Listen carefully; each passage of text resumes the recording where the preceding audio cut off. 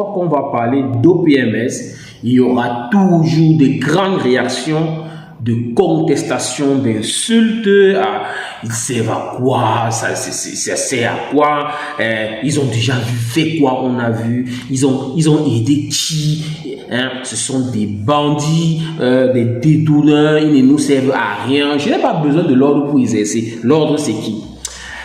Effectivement, c'est regrettable de voir cela, d'assister à autant de haine contre un organisme. Donc, le rôle est assez capital dans le contrôle, la gestion, l'orientation de l'exercice et de la formation des professionnels médicaux sanitaires.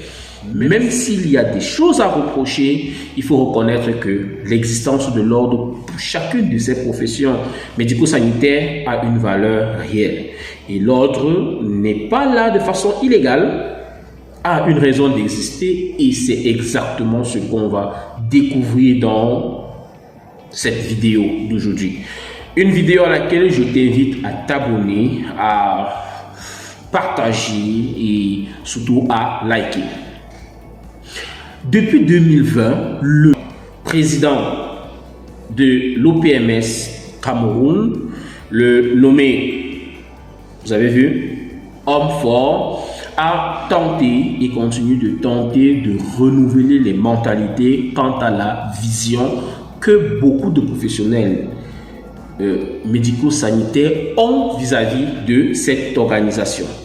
Il a beaucoup travaillé à instituer, mettre sur place des mécanismes de communication qui certainement auront touché plus d'un qui avait bien sûr la longue bouche, on peut dire, comme on dit souvent chez nous, ou la langue de bois vis-à-vis de notre ordre à nous tous. Bien que cela ait certainement un impact quelconque sur la population médico-sanitaire, il y a encore beaucoup de personnes qui n'y croient absolument pas. Et alors, ce qu'on va faire aujourd'hui, c'est qu'on va inviter tout le monde à essayer de comprendre ce qu'est l'ordre des professionnels médico-sanitaires, sa structure, son fonctionnement et l'importance que joue cet organisme pour vous.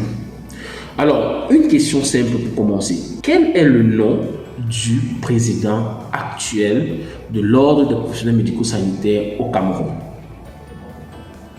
La réponse dans les commentaires, les amis. Ok? Donnez-moi la réponse dans les commentaires. Et il est en poste depuis combien de temps? Cette réponse aussi, c'est dans les commentaires.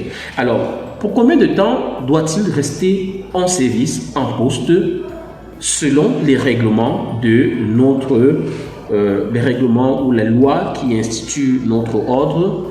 C'est ce qu'on va découvrir dans cette vidéo et je vous invite véritablement à suivre la vidéo jusqu'à la fin. Une vidéo de plus de 40 minutes sur comment fonctionne notre ordre. Pourquoi c'est important et comment est-ce que l'ordre impacte la vie des populations dans le domaine des soins au Cameroun. Nous allons faire aujourd'hui une partie 1 de cette vidéo dans laquelle on va lire les textes qui régissent notre ordre et une autre partie sur laquelle nous allons parler de comment est-ce que vous pouvez vous inscrire au tableau de l'ordre, pourquoi est-ce que vous devez vous inscrire au tableau de l'ordre et que deviennent réellement les différentes contributions que nous donnons au niveau de l'ordre et comment est-ce que nous pouvons influencer positivement la bonne marche de cette organisation. Merci, bienvenue sur Nurse Home. C'est cette petite chaîne que j'ai mis sur pied pour pouvoir éduquer, communiquer avec les professionnels médico-sanitaires du Cameroun afin qu'on puisse améliorer d'abord la pratique, mais aussi comprendre le bien fondé de nos professions. Bienvenue.